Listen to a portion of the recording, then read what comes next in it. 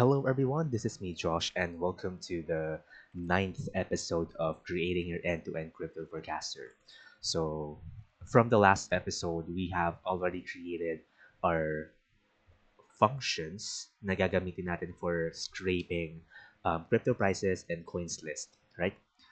In this episode, our goal is to create a package and gagawa rin tayo ng entry point ng application natin or ng data pipeline natin so that we can just run that application or that module and tatakbo na yung ating ETL to extract data from CoinGecko and load that to Postgre database. All right. So without further ado, let's now look at or check if our Docker Compose file or Docker Compose services are up and running. Yeah, so I think they're all good naman. All right. And the next thing that we need to do is to just create the packages or the package na gagamitin natin. So let me go here to my project directory. So src scraper. There you go. At gagawa tayo ng directory natin. So we'll call this crypto forecaster. Sorry, not forecaster. Scraper muna tayo. Yan. So this is going to be the main folder of our package. Tapos, gagawa rin tayo dito ng isa pang folder, and that's gonna be for our ETL package or module. Okay? So there you go. Ayan. And afterwards, gagawa naman tayo ng mga files. So if you look at our directory here, meron tayong crypto scraper and our ETL module or a subfolder, pero that's gonna act as our module in our package. So now let's create some files. So new item, crypto forecaster or scraper, and it's gonna be our initialization file. So this init file will help us say or define that whatever we are creating here, it's gonna be a package. All right. Clear muna natin siya and let's look at what we have here. Ayan. So meron tayong init file and ETL package or module here. And let's do the same naman for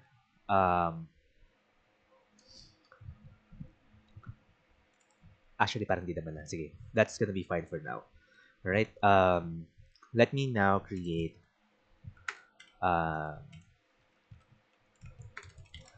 some other files. Okay.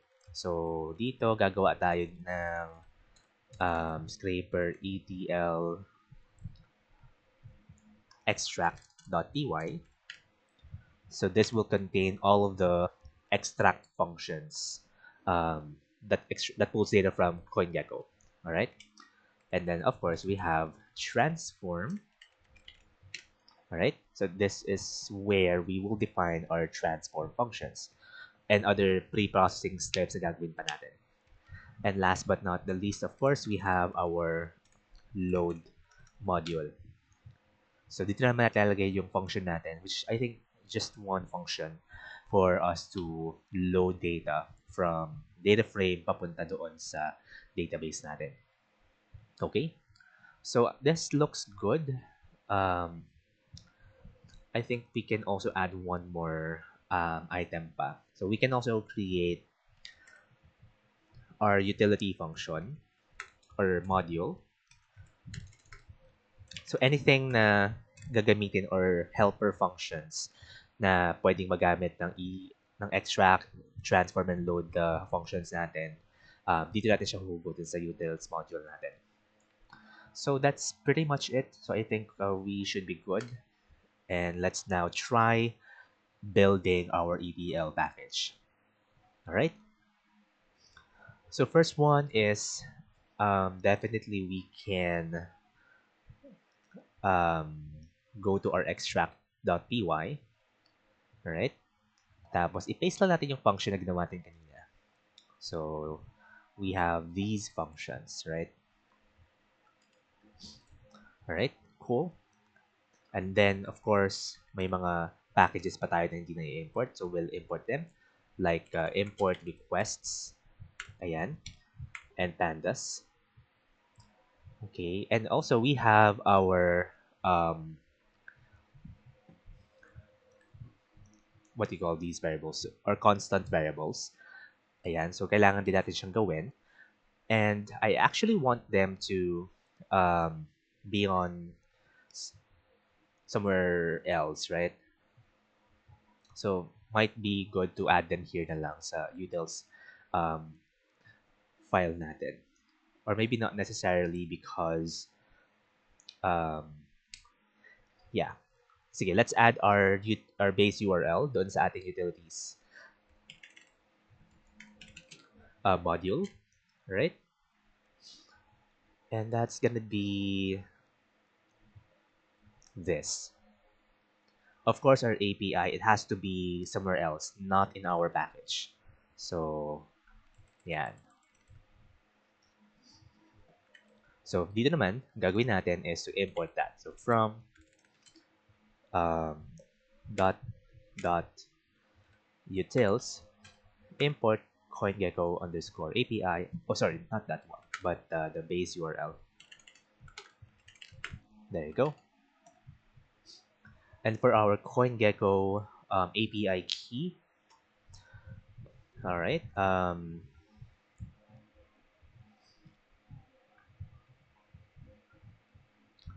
It has to be on our main or entry point module since yun ang gagamitin natin to define or to load our API key. So this case, it has to be, or we need to find a way para instead of putting it here, um, ilalagay natin siya somewhere else. Or maybe the entire request itself, the function that creates or sends request, it has to be another function.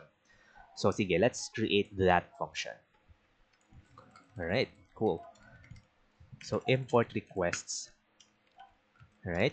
And then we also define our, maybe we can call this send request, all right? And this request, just for simplicity's sake, it's just gonna take a get request, all right? So lahat ng mga gagawin natin dito is puro get request lang. We don't have any post, any put, or even other commands. So since kailangan lang naman natin is to just extract, right? So dito, of course, we need the endpoint, the parameters if needed. And yeah, I think that should do it. And we have our base URL right here and our endpoint here. And our request headers are right here. Pero it lacks something, which is our API key. Ayan. Alright, so that looks fine. So dito naman, okay, cool. So we will return the JSON response. Okay, cool. So there. Now, how do we go about adding the API key here? All right. So, sige, for now, let's do it like this. So we will import it from this particular module na lang. So from .env, low.env, and of course, we will also import from OS import getenv. All right. So right now, play by the ear muna tayo, and let's see what's gonna be the more efficient way of doing things muna. All right. And let's call low.env. All right. And then, okay, copy ko na lang to. Ayan. Okay, cool.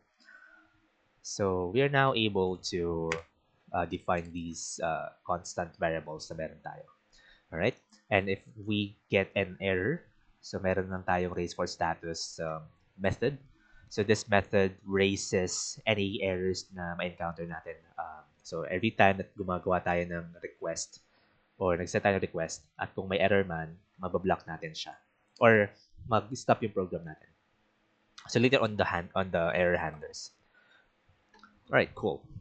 So now, instead of importing the base URL, I can actually just import send request function. Ayan. Okay, so I just need, I don't need these anymore actually. All right. And this too. Maybe I can just call this data. Tapos, send request. Our params, wala naman tayong parameters dito, so that should be fine. Okay, cool. And if it's as underscore frame, then ipapasa lang natin dito yung data frame JSON na yung data na nakuha natin from JSON from CoinGecko, and return that if we don't want to return the data frame itself. So right now we have refactored our extract coins list function para mas maging simple siya. And since we are repeating the process of sending the request, it's best na gumawa na lang tayo ng helper function for that. All right, that looks good. And then go naman dito tayo sa extract market chart, and same thing goes here. We don't need this anymore. All right. Yeah, by default. Okay, so wala na tayong babaguhin dyan. And again, our headers, we don't need that anymore. So, yeah. So, gagawin lang natin dito ay eto. Data. And our params would be params. So, di natin din to kailangan. And then, return data. Or any errors that we encounter from this point. I-erase naman siya nung ating send request function. So, there won't be any problem. Or there will be problems later on. We'll take care of them. All right. So we're good with our extract module. So dalawa na naman kailangan natin eh. So extract the master list of coins available kay CoinGecko and extract market chart data. All right. Okay, so right now, doon naman tayo sa transform module natin. So, i-close ko muna si extract, or di, wag na lang muna. Ito lang i-close ko. So, punta tayo sa transform module and copy natin yung ginawa nating function from the last episode, which is this function. Alright, ito. So, let's paste it here. And again, we might need to import something, which is pandas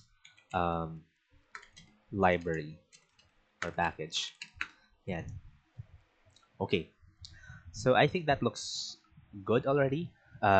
So ang ginagawa lang naman ng transform market chart natin is we are splitting the three components of the response na nakukuha natin from CoinGecko.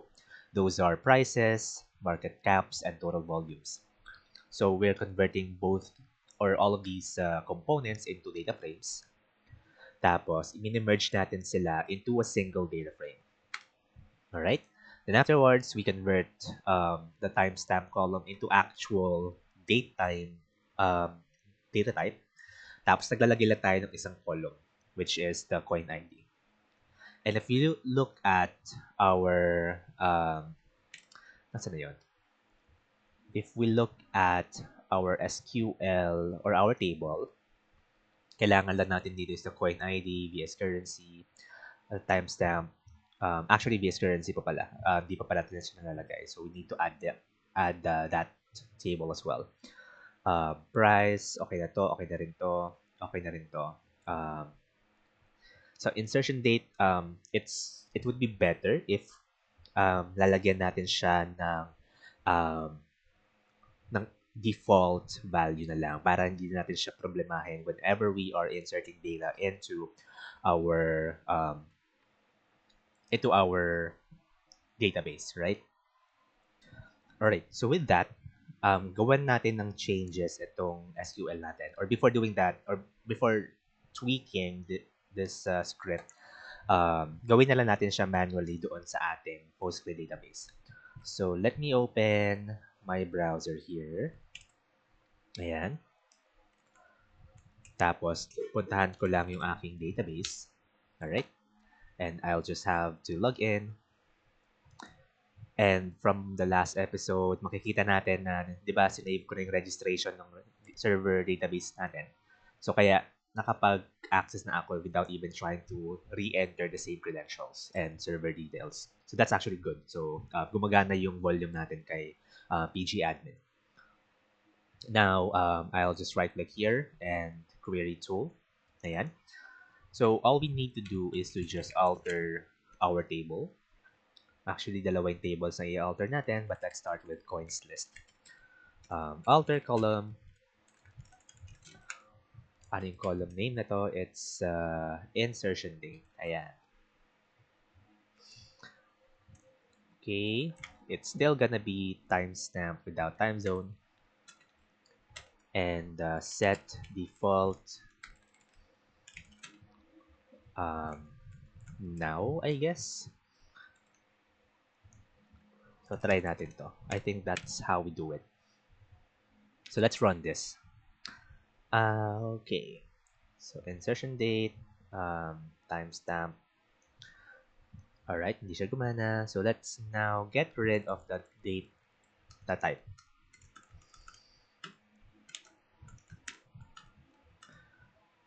And the not null then. Okay, alright. So, that should be good. Ayan, okay. So, kailangan na pala sa default. Alright, so now, what happens here is every time na nag-i-insert tayo ng data sa coins list natin na table, by default, kinukuha niya yung current timestamp na meron tayo. Kung kailan siya tumakbo, right? So, every time na pumapasa yung data, kung anong oras ng time na yon, yun yung value na makukuha natin. So, we don't have to add insertion date column anymore sa pandas data frame natin. And let's do the same for our market chart data. Yan, okay na pala. So, run lang natin yan, and there you go. Okay, cool. So, that's how we do it. Alright? Okay, so ngayon, subukan natin siyang patakboy later on kapag mag-i-insert na tayo ng data. So, kapag pinatakbo natin siya, then we will try to run that. Okay?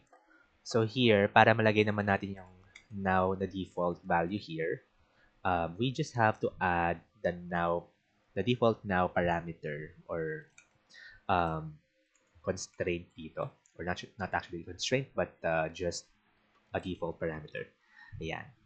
Same goes here. I think this is correct naman. So, actually, pwede siyang patakbuhin na lang. Just to test if this is working. And before doing that, I'll drop the table first. So, wala naman tayong problema dito because I haven't inserted anything here on this table pa. So, that's fine. Okay, that works. Okay, that's cool. So, again, sorry, nawala yung ano ko. So again, let's look at this table, market chart. We have already the coin ID right here. And, okay, mali. VS currency, wala pa siya. So, idadagdag natin siya dito as a parameter, probably. Timestamp. Okay. So, mayroon pala akong timestamp dito. So, okay. That's fine. That's fine. Alright. So, timestamp for the actual timestamp ng price. Kung kailan, anong oras yung current price na yun. And the price, market cap, total volume. So, it correspond to timestamp. And yung insertion date is kung kailan siya pumasok sa database. Yun yung tinatawag natin ETL date. Alright? There. And for our for our coins list table naman, so that should still be the same. Alright? So, dilagdag lang natin siya. So, for coins, teka, balikan lang natin siya.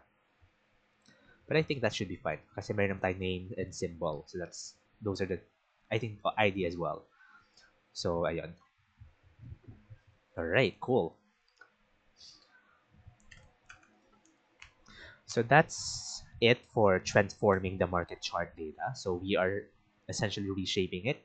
Um, Let me go back here sa extract pala.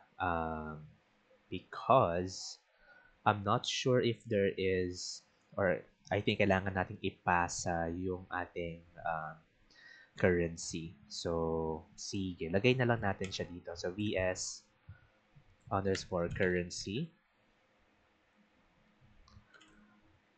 Ayan. String and US dollars. And let's also add that here. Na lang.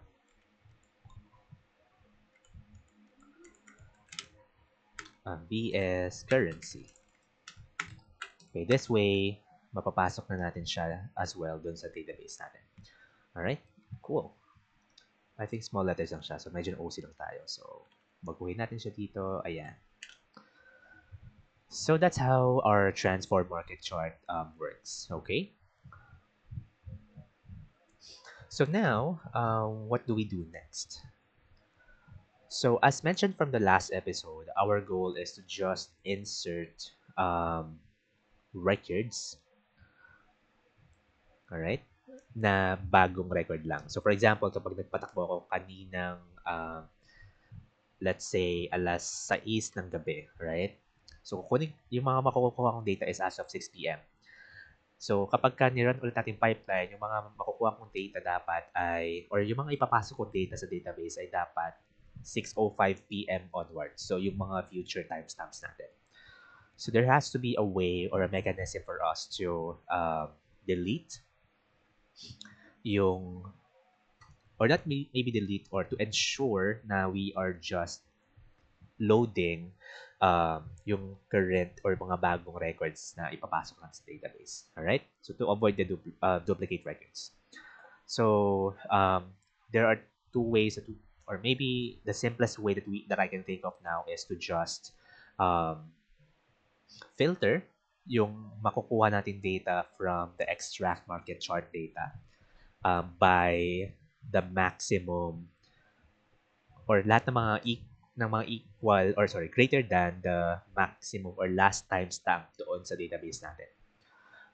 So to accomplish that, let's create a function here called get last timestamp or last market chart timestamp. All right. So this particular function will look at our database, tapos babasahin niya yung last timestamp na na-record doon for a particular coin and for a particular currency. Okay? Or actually just sige, for now, for a particular coin muna, just to make it more simple. Okay? So for that, I'll add coin underscore ID, which is a string, and it should return ano ba data type nito? Ito. It's timestamp. Okay. Sige. So it should return pd.timestamp. Alright. Okay, so what's going to be our SQL here? So ngayon, sorry, di pa pala siya tapos because we also need, since babasahin natin siya from the database, we need a connection. Alright? Sige, before that, gawin mo natin to. Okay, ayan. Actually, yan lang naman siya. Select max timestamp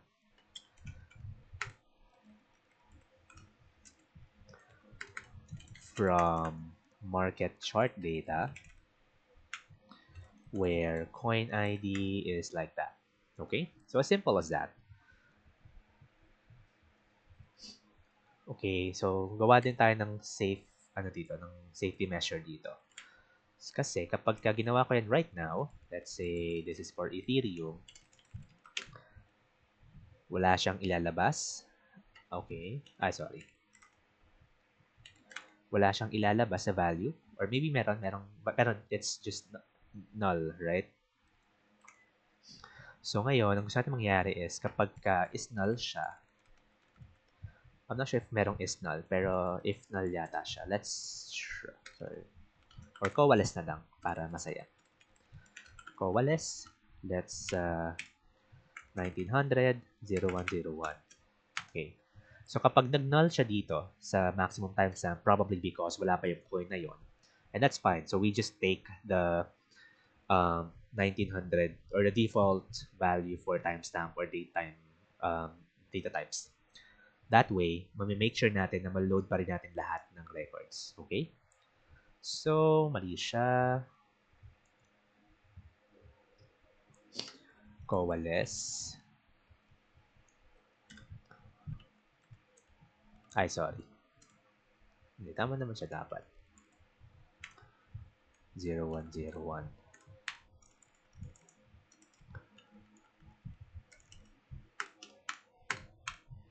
Okay, so what is wrong here? Ayan. Okay, so ayan na yun. Anyway. Alright, cool. So that's how it works. Okay? So ganyan yung magiging function natin. So copy ko lang tong part na to. Ayan. And then, ang gagawin natin dyan is we just simply read that. Read underscore SQL. And we have our SQL and our con, which is an engine. Okay? So yung engine, ipapasa rin natin siya as a parameter here. And that is actually an SQL Alchemy engine. Yan. So, medyo gusto ko lang talaga na meron tayong type hint dito sa mga functions natin. Kaya, so yung mga ginagawa ko right now, it's not really necessary, but it's really gonna make it more readable. Alright? So, alam natin that whenever we are passing an argument for engine, it's gonna be an SQL Alchemy engine. So, there. And this also helps in giving some suggestions or yung IntelliSense natin. So that's why type hints are helpful. Okay, cool. And afterwards, we will just return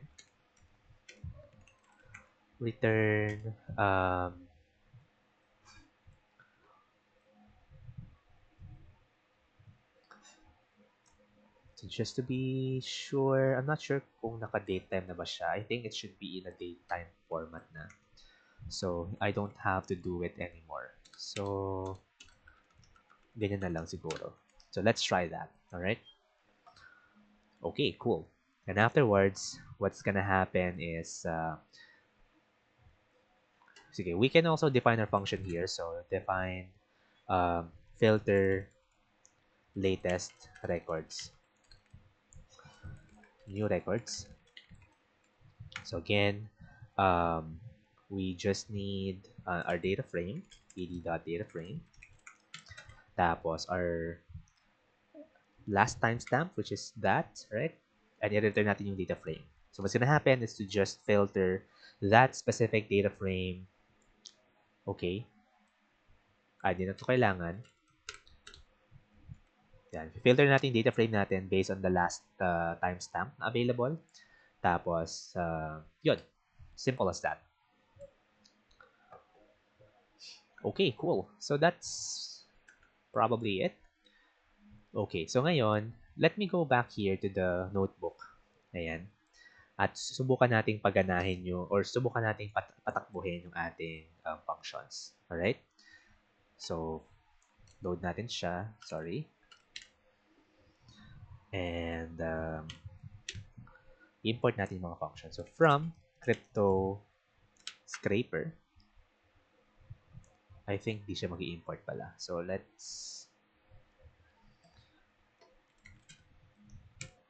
ATL import extract transform load. Yan. Sige.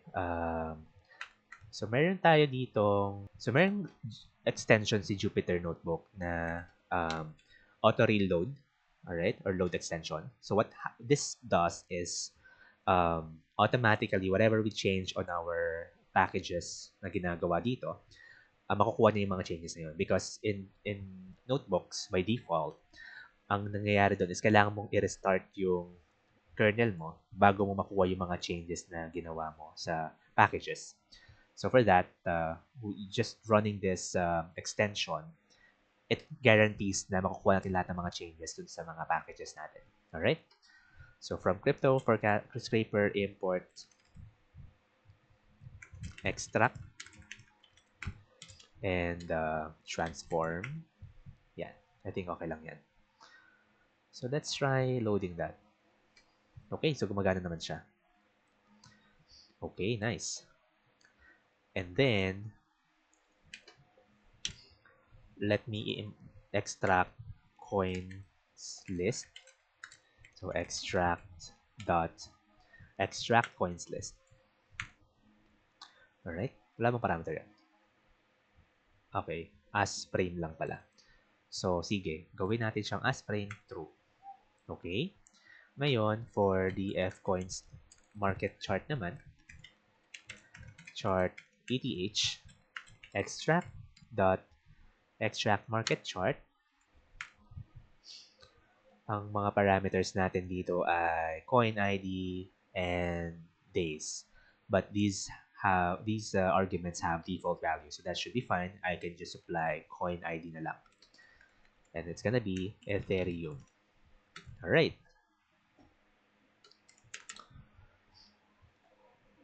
So let's try running this. Okay, cool. So gumana naman siya. So TF market chart ETH. Okay, bakit hindi siya sorry, tama pala to. So baguhin natin siya, DF market chart ETH and DF market chart ETH. Gagamitin natin sa transform. Okay, kasi 'di ba ang ginagawa ng function na to, it's just returning the actual response, yung data na kolekta natin. And to transform and shape this response into data frame, gagamitin natin tong transform function natin to reshape that data. Okay? And the parameters that we need are the coin underscore ID, the data na kailangan natin, and the VS currency. Okay? So, coin ID is gonna be Ethereum as well. Our data is market chart ETH. And VS currency, kahit i-ignore na lang natin siya. There you go. So yeah, that looks good. So let me run this again. And let me run this again. So kahit yung head na lang. Ayan. So we're getting there already. Alright, that looks so good. And if I look at the F underscore market chart info, makikita ko that this timestamp is using datetime 64 ni pandas. So which is what we want kasi I want to filter yung data frame na to para makuha ko lang yung last na timestamp or yung latest timestamps, right? So how do we go about that? So kakailanganin natin dito ng engine para makakonect na tayo sa database. Alright, so hello everyone, this is me Josh, and right now ang gagawin natin ngayon is to build the load function na pwede natin mag-load from our data frame papunta sa database natin. But this is actually a separate recording, so I just want you first to go back doon sa inyong Docker Compose file. So, ayan. And you might need to redo everything here kasi I noticed or during the recording session I did something. I encountered some errors. Ayan. So particularly I cannot connect to the database using Python. So yun yung pinaka problema ko. So ngayon sa ating services dito, specifically kay Postgres, make sure lang na yung ports ay nakalagay.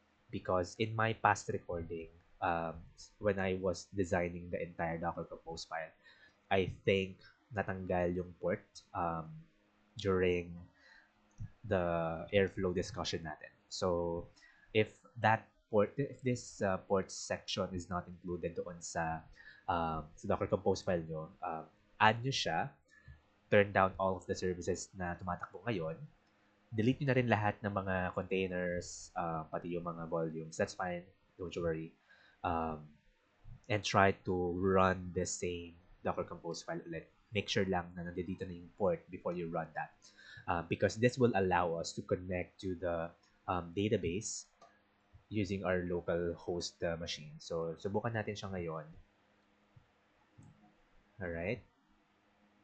Kaya nagtataka ako, bakit hindi siya gumagana na right now? Or I think, okay, so try ulit natin, register server, test, and our connection. Let's try our local host instead. Alright? And ATL user, tapos password, and save natin siya. It's still not working kay Postgres, kay pgadmin. So let's go back to Postgres or whatever container name that you have used. But right now, kay Python, this should now work. Okay, so let's go back now to Python. All right. So we have now the extract functions and the transform functions. And this time around, let's try building our load function naman. So this time, whatever data frame that we have, we can now load them to our database. So let's go about defining that. All right. So make sure that you import create engine, not really required, but URL. Yeah, create engine and URL. Make sure to import them from SQL Alchemy. All right. Tapos, make sure as well that you have these environment variables. So DB user, DB password, host, port, and database name. Any environment name formats will work naman as long as you add your own environment variables values. Okay? But for now, kakopy ko na lang muna sila so that I don't have to restart my Jupyter Notebook session every time. Ayan. So I'm using the ETL user na create natin from the SQL script na ginawa natin before. We have the same password and I'm using localhost as host name here. And then port name it's still gonna be 5432 tapos meron tayong CodeGecko API database. Alright? So let's now create our connection string. So it's gonna be url.create. Alright? So may sinasuggest si Copilot and this looks good. So we're using PsychoPG2. That's fine. Because ito yung connector talaga natin doon sa, or ito yung pinaka-engine talaga natin that we are using to connect to Postgres. Username, password should be the same. Yeah. And now let's create the engine itself. So create engine and connection string. So hindi naman natin kailangan ng echo. That's fine. Alright. And afterwards, let's try running one query. Okay. So df test is equal to pd.read SQL. Tapos select one as n. Alright. So without even specifying any tables. So okay lang yan. Alright. And i-print natin cdf test. Or display lang natin siya. Ayan. So it's now working. So again, reminder lang guys, make sure to redo your Docker Compose file. Apologies for that. I just missed out the ports here. Kasi if hindi nyo siya gagawin, hindi may expose yung port ni Postgres sa ina-expect nating port. Alright? Sa 5432 port. Alright? So make sure to add that. And without even exposing any of our local hosts or IP addresses, we can just simply use our local host na keyword para automatically it's pointing to the host machine. So that's it. Cool. So now we are able to connect to our database, right? So let's create our load function. Okay. So for us to load our database, okay, it's actually simple. So we can just simply define or puntahan na natin yung mismong load function natin or module instead. All right. So let's define load df to table. All right. So we, of course, we need df as kd.dataframe. So as mentioned, favorite ko talaga yung mga um, type hinting natin kay Python. Alright. Tapos kailangan din natin dito ng table name syempre. Alright. And gawa rin tayo ng schema name, which is gonna be string, pero by default, yeah, lagay natin ng public as default value. So for our connection or engine, lagay natin siya dito actually. Alright, import natin si from SQL Alchemy Engine.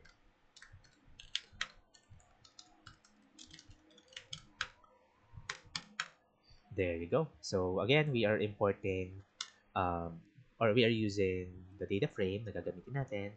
We have our connection engine right here and the table name and our schema name. But by default, naka-public siya.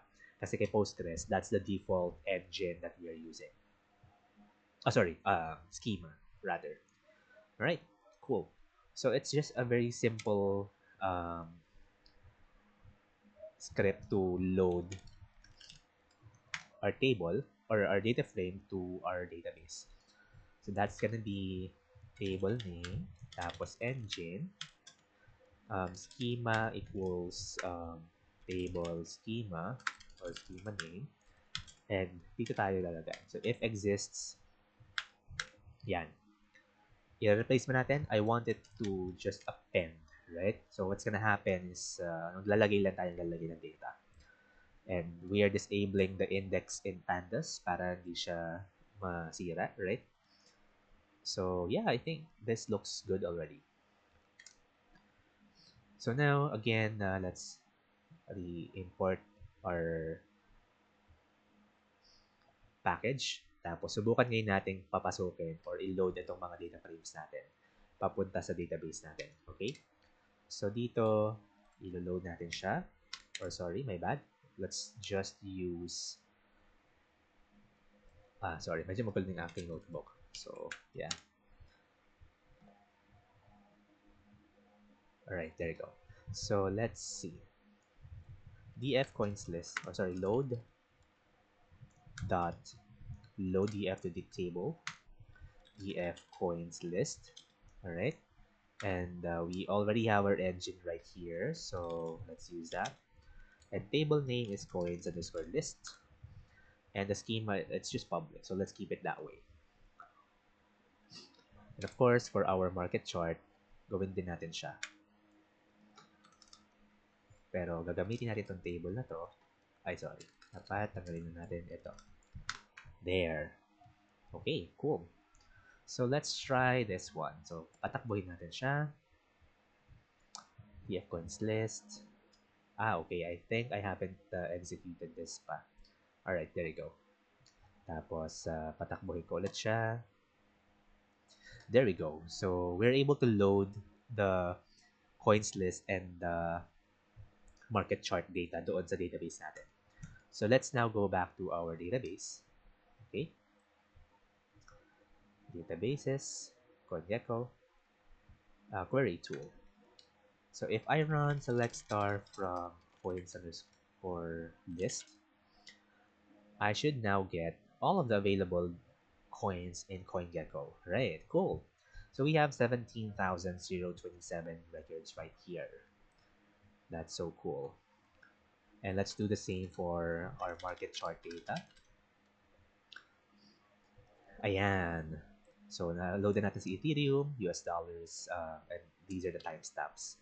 And their corresponding prices, market capacity, total volume, and their kung kailan sila na-insert. And it's actually cool because since binago na natin kanina yung column na to, we don't, even without adding insertion date doon sa data frame natin, I was, ito siya, right? So I was still able to insert values or the default values right here. So yeah, para mas malesen natin yung processing step sa Python. So there, that looks good already. So ngayon, we are able to extract coins list, market chart prices, and other data components of a particular coin from CoinGecko, and nakapag-load na rin tayo ng sample extract natin to the database. Um, we now have to design how we will operationalize a pipeline. So as mentioned nga kanina, whenever we are loading, or sige, kapag pinatakbo ko siya ulit, ayan, so nagkakaroon tayo ng error dito. So bakit kaya? So as we can see here, there's a unique record violation on our primary key.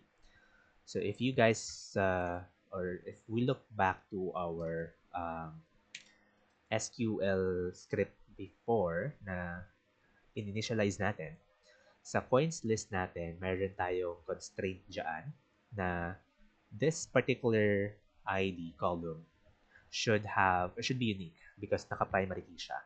Alright? So what we want to happen is to avoid loading the same IDs over and over again kasi magkakaroon tayong error.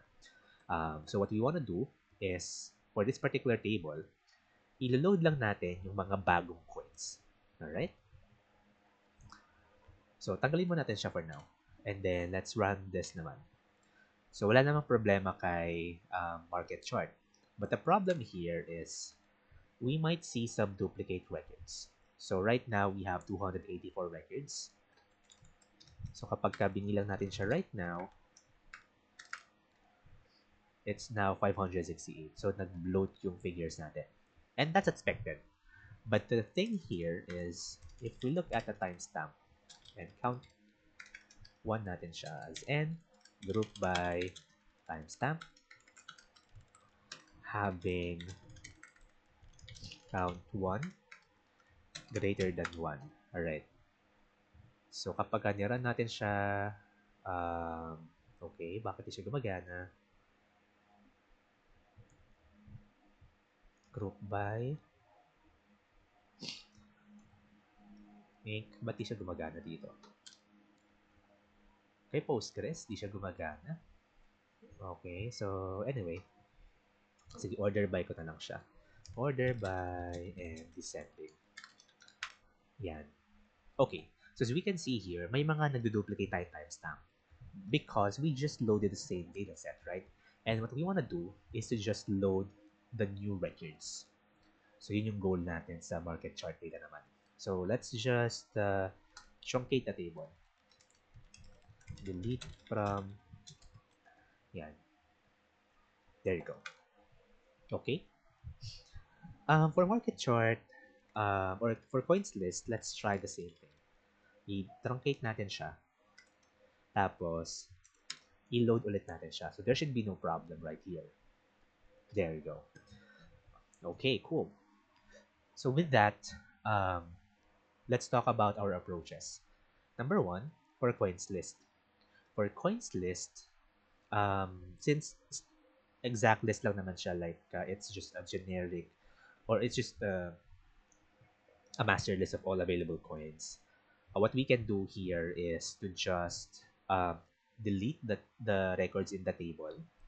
Tapos i-reload, mag-full load na lang tayo. Okay? So that's the option we can go about, that we can use, right? So we can do full load kay coins list. Of course, for market chart, we can't do the same kasi we want to preserve the historical records na meron tayo. So what we want to do here is to do incremental load. Alright? So ngayon, let's build some functions doon sa transfer module natin. Kay market chart, medyo ready na tayo dyan. But for coins list, di pa. So what we want to do is to create a function, truncate table. Alright. We have table name. Sige, engine na lang, and there. I think this should be good. Okay? And there. So, import din natin dito yung text. Ayan. Ayan. So, truncate table. I'm not sure if truncate works here. I think it works naman dapat. Ayan, gumagana rin naman siya. Okay, that's fine. So right now, we are truncating the table. Alright? So, ganito yung magiging sequence natin. So, we are passing the connection engine or the engine na ginagamit natin to connect to the database. And we specify the table and the schema name is default to public, pero we can also specify that. Um, and then we connect using SQL Alchemy para ma-build natin yung connection. And we truncate the table. At the very last step, let's commit the changes. Alright? Kasi this is just a transaction, and for you to push those changes you have implemented, you have to commit the transaction itself. So that's why we need to run commit here para mag-push yung transaction. Alright? So that's what we will do for coins list. For for our market chart data naman, as what we've discussed previously, i-filter lang natin yung bagong data frame na nakuha natin to just get the latest records. So that's it. Alright? So let's do that. Okay, so ngayon, dito tayo. So meron na tayo ditong extract. Yan, so nabubuo na natin yung pipeline natin. Tapos meron tayong transform dito. Right? So ngayon, for the transform, let's also filter this. Yan, filtered is equal to, sorry, wala pala yan. So gawin natin siya df, last timestamp pala. Timestamp. Alright? So, di pa pala natin nasusubukan to. Sige, let me do something first muna.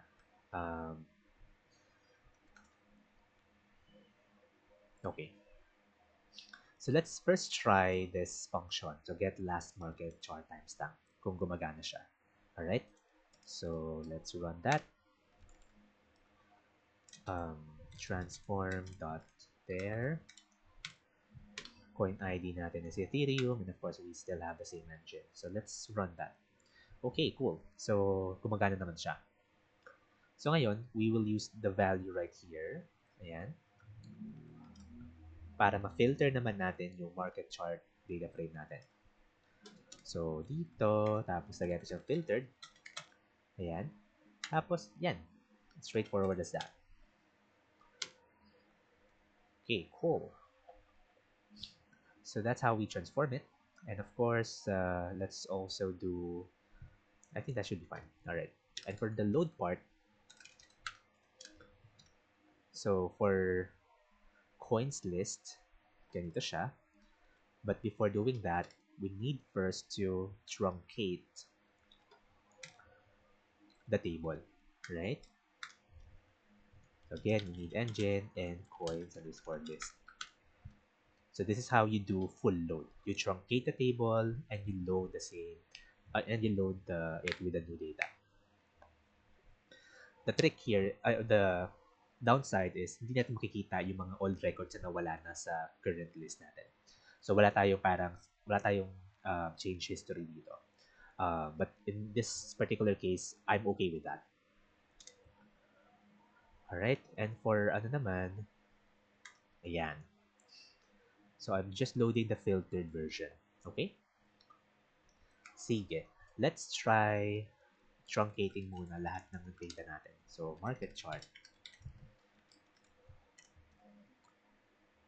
There you go.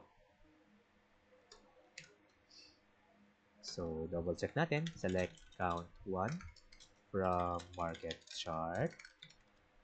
And select count 1 from coins list.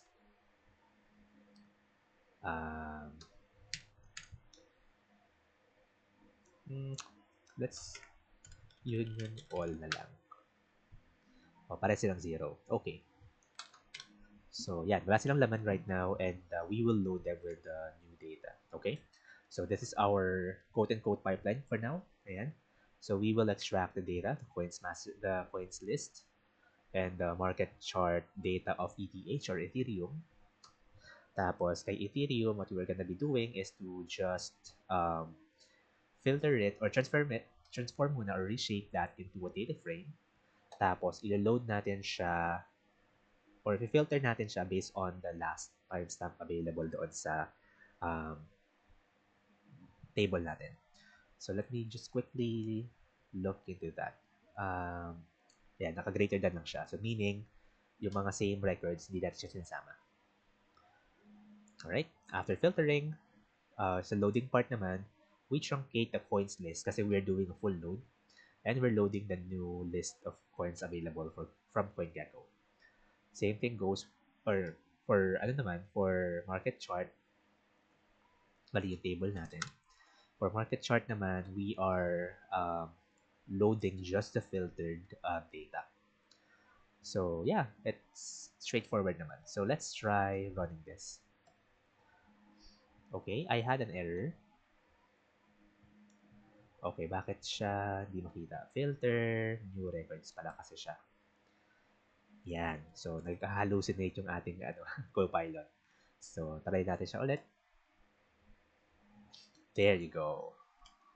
So, if we go back here, ayan, may mga laman na siya right now. Alright, that's so cool. So, ngayon, let's run it the second time. So, what we are expecting here is, for coins list, dapat 284 lang siya roughly. Okay? Wala namang magbabago.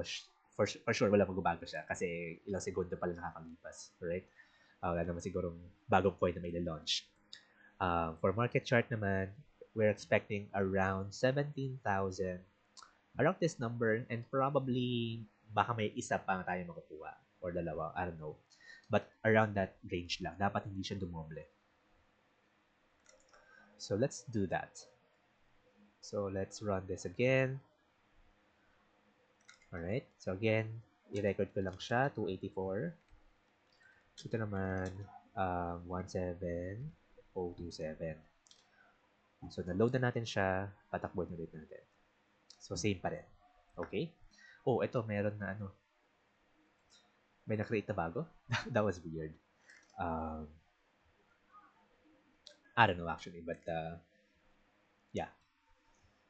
May isang na-create ulit. So, I don't know, but yeah, that's the output. So, there you go. Alright, but for our okay, baliktad pala ako. So, sorry, I'm mistaken. So, ito pala yung coins list natin. Apologies. Ayan, 17,027. So, tama naman. Dapat siya gumalaw. Ito naman sa market chart, 284. So, kanina 284. Ngayon, sabi ko kanina, di ba, parang dapat may around isa or dalawa siguro yung mag-create. So, as expected, yun naman siya. And, just to double check yung market chart data natin, select timestamp count 1 and from this, group by timestamp, order by n. I'm not sure bakit hindi gumagana dito yung having. Okay, so as we can see, wala naman tayo ng one duplicate timestamps. And that's what we want. So we just want to have a unique timestamp of all market chart history of a particular coin. So that looks good. So we're good with our functions and ito yung magiging cycle natin. So i-translate naman natin to sa ating entry point ng ating package. So let me delete this or repurpose ko na lang to. Let me call this, oops, ang galing ko ito. Let's call this app na lang. Yan. Alright. So let's import this. Oops, my bad. Ayan. Tapos copy ko lang to. If name equals main. Actually, hindi ko pala siya dapat ganyan. So, sige. Let me just finish it first. Tapos, alright. Okay naman na tayo sa ating environment variables. Available naman na siya here. So, I'll just create... Okay, so for our connection engine, I will put that as a function inside the utilities function natin. So, there. Def get engine. Alright? Yan. So, i-import natin dito si SQL Alchemy. Ayan. And create engine, engine, and URL. Tapos for our connection string, ganito lang din naman siya. So, there. Copy ko lang siya. There. And actually, ito gagawin ko na lang siya parameters. Kasi dapat yung values na to is available dun sa ating main module. Kung saan natin papatakbuhin yung script or yung pipeline. Alright. So, in VS Code, there's a bit of a shortcut here. Pwede kayo mag-Control Shift P, transform to lowercase, or search nyo lang lowercase. There you go. Astig ba? So, okay, gawin na lang natin yung ganyan. There. And, let me get rid of this. Okay, so, similar dito, ilatin ko na lang siya. And i-lowercase ko na lang. Ayan, that's so cool. At i-return ko na lang din siya dito. Okay. So now, you can further customize this function para maging mas friendly siya sa ibang mga connection strings or databases. Ito, actually, pwede siyang gawing parameter naman din para pwede siyang ipasa as parameter para for ano naman kasi for other databases, ito lang yung magbabago actually. For some, baka kailangan ng ibang parameters. Like for example, kay SQL Server, gumagamit siya ng parang query just to identify kung anong ODBC version ang ginagamit niya. So you can further customize get engine function on your own, based on your own needs naman. Okay? So that's okay, and that looks great, right? So for my application, .etl, yan. Tapos from crypto forecast scraper, import utils or utils. Yan. So I should be able to filter this. Alright, cool. So ngayon, I also need from OS import get end. And also, I need this as well. Tapos, ipakopy ko lang din. Okay, ito rin pala. So, there. Alright. So, load.env. Yan. Tapos, ilo-load natin itong mga variables na ito. Alright, cool. Yan. Okay, may mali akong ginawa.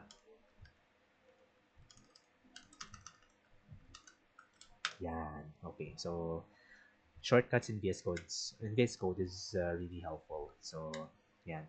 I know that there's other text editors have their own shortcuts. So, but yeah, masaya lang nang alam natin yung shortcuts. Okay.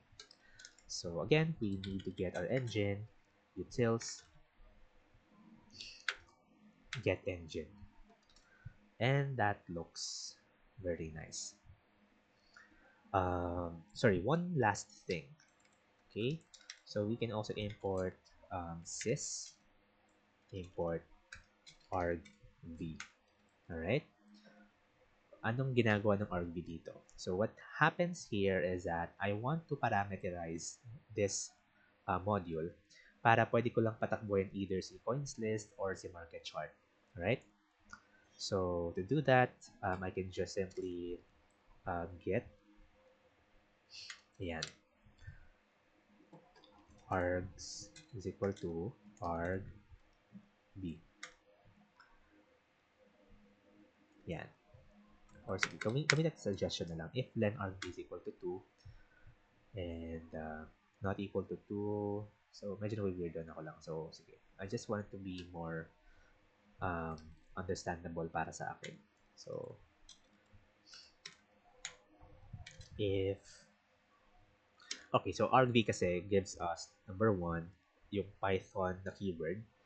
Number 2 is yung file name, and the third one um, would be yung ating parameters or extra arguments. So let's try printing this muna just for me to be refreshed dito. Tapos comment ko na lang din muna to. Ay, sorry. Yan. Sige. Patakbuhin natin si Python environment scripts activate. Tapos Python app.py and we should get app.py. Okay, so that's the first parameter pala. That's gonna be the file name na ginamit natin or na pinatakbo natin. So ngayon, argv should be if argv len is less than 2, then raise or probably task to run. Ayan. So argv1, if len argv is greater than 1, else none. Okay. Okay, so yeah, that's gonna be fine. So if task to run not in um, coins list market chart, okay, then raise value error. Ayan. So ngayon, what's gonna happen here is every time that we are executing this function or this application, it should take one parameter, pwede coins list or market chart. So this means that I can either run yung coins list lang or yung market chart because I don't really have to run coins list all the time naman. Pero ang gusto ko mangyari is itong market chart, all the time gumagana siya, tumatakbo siya. But still, I'm just passing some parameters there. Alright, cool. So ngayon, I can just do it like this. Okay. So, sa task to run natin, ganito naman siya. So, if task to run is equal to coins list, syempre, gagamitin na natin yung mga functions available or yung mga steps na gagamitin natin for coins list, which are these things. Sorry. Shucks. I don't want you to suggest muna. Okay. Malaki na naging tulong mo, Copilot. Okay, ayan. And for transform, actually wala naman na siya transform. So copy ko na lang to. Ayan. And else, there you go. Okay. So extract, at yung transform natin. And then this is our load. There you go. Right, that looks so cool. Okay, yeah. Sige, patakbuhin natin siya. Okay? So, kapag pinatakbo siya without any parameters, what's gonna happen here is we will have some data validation or some parang restrictions dito or parang layers dito. Yan. So, kapag pinatakbo siya without any parameters, I will get an error, right? That's expected. Now, if I run coins list, dito, ganyan, there you go. So, it's working as expected naman. So, again, select count 1 from coins list. Ayan siya, 17,027 pa rin naman. And again, I don't really want to run coins list all the time naman. So I just added that as a separate function or approach in this pipeline. But for market chart, siya yung dapat na regularly tumatakbo. Kasi remember, we are getting the 5-minute increments of all for an entire day. Dapat tumatakbo siya at least every 15 minutes siguro or basta may makukuha tayong data. Ganyan. Pwedeng hourly naman, wala namang problema. Yun. So, market chart. Ayan, 288 na siya. So, there. And kung pipiliin ko siya star, order by timestamp descending. Ayan. So we already have data as of 1 p.m. I guess this is in US time. Um, wala na time zone dito, no? But that's fine. So 1 p.m., 1:23, 1:21. So hindi siya consistent talaga na 5 minutes. So that's actually fine. So gagamitin pa rin naman natin yung price na nakuha natin. So whenever we are running this, again, we are just loading those records na wala pa sa database natin. So yeah, that's for our data pipeline. This is just the first phase of our data pipeline. So nabuo na natin yung ETL package natin. Um, Nabuo na rin natin yung entry point ng ETL pipeline natin.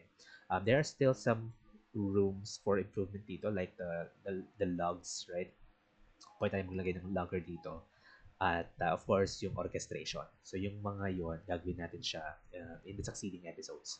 But for now, we will use this. And the next thing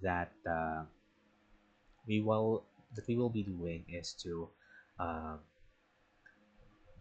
build our machine learning models naman using the data set that we have collected. All right. So that's it for this episode. So I hope that you learned something from today's session, and see you in the next episode.